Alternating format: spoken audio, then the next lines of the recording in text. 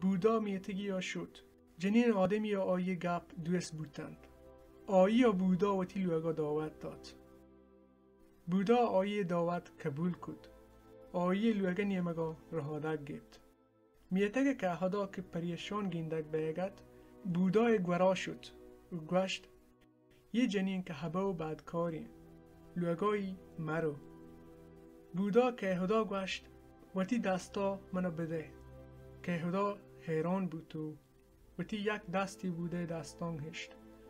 بودا گوشت هنو چاپ بجن. که هدا گوشت هیچ کس گوین یک دستی چاپ جت نکند.